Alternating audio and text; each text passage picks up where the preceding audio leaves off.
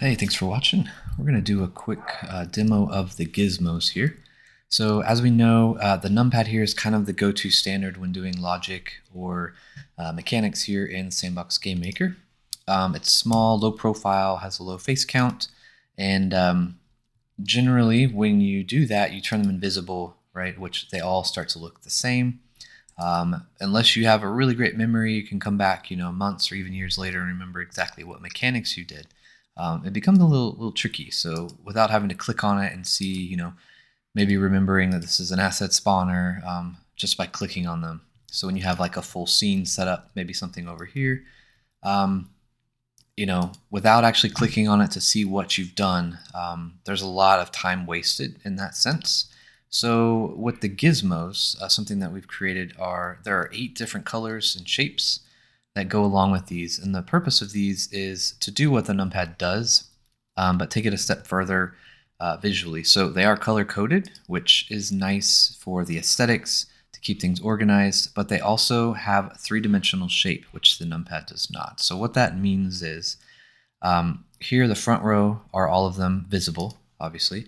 The back row are all of them turned invisible, right? So we don't want to see them in the game. But when we're in the editor like this, we can still see what it is based off the 3-dimensional shape. So there we can still see this is the X, this is the question mark, that's the plus sign, and so on.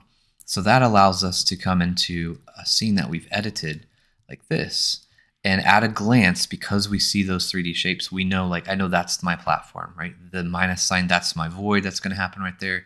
There's my asker back there. There's a multi, and these are speaker components. So already at a glance, I can quickly determine what's going to happen here.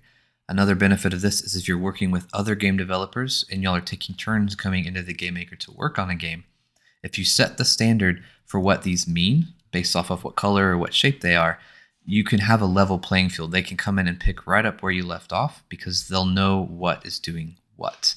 The last thing to note that's really important is there are 3 different types. So we have our mini one, which is just smaller in size.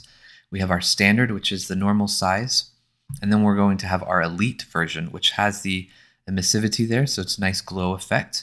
And the goal with these would to have them have gems and catalysts so that they are more powerful for behaviors and components. What that means is the detection range will be much greater than the standard or the mini one, right?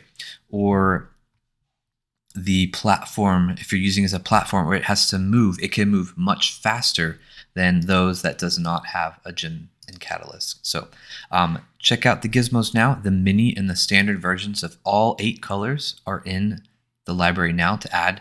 You can use for free to start building on your sandbox experiences. The elite ones will be coming soon. Thanks for watching.